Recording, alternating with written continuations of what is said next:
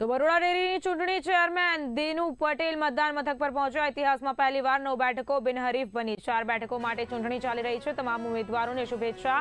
દિનુ પટેલે કહ્યું, જે પણ જીતે દૂધ ઉત્પાદકોના હિતમાં કામ કરશે। સહકારી રજિસ્ટ્રારે નોટિસ આપી છે, અમે જવાબ રજૂ કરીશું।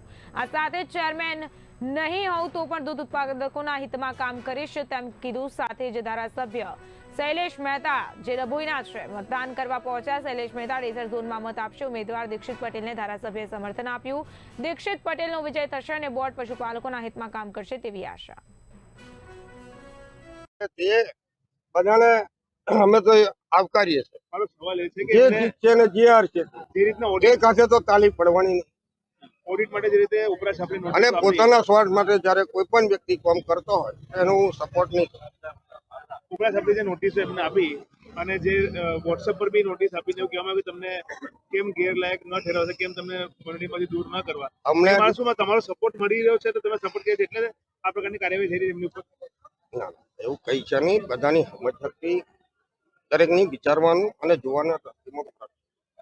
અમે ખોટું કર્યું હોય શું અમે ખોટું કર્યું છે તો અમે ભોગવશું। બાકી તો મેં તમને કીધું ને હંમેશા સત્યની જીત થાય છે। થોડીક તકલીફો આવે છે। વરસાદ પડે તો કેટલા ખેડૂતો આળસુ હોય ને તો બાજરી ના કાપી હોય, ઊંધું ના કાપી હોય તો પલ્લી જાય તો વરસાદ ના ગારો। અને કેટલા એવા છે 90% કે આવ્યો તો સારું થયું। એમ મેં દૂધ ઉત્પાદકોના હિતમાં કામ કરું છું। હું મારા સ્વાર્થ માટે કાર્ય કશું કામ વિચારતો નહીં। 1 કલાક પછી મારું મત આવવાનું છે તો ભગવાનને ખબર, તમને નહીં ખબર ને મને નહીં ખબર, તો મેં કેવી રીતે તમને કહું કાલે મેં શું કરીશ? ડભોઈ ઝોનની ચૂંટણી છે। ડભોઈ ઝોનમાં હું પોતે મતદાર છું અને અમારા ડભોઈ ઝોનના ભાજપના ઉમેદવાર દિલીપ પટેલ છે અને એ જંગી બહુમતીથી આજે જીતશે એ ખાતરી આપું છું। પશુપાલકોના દૂધ ઉત્પાદનના હિતોમાં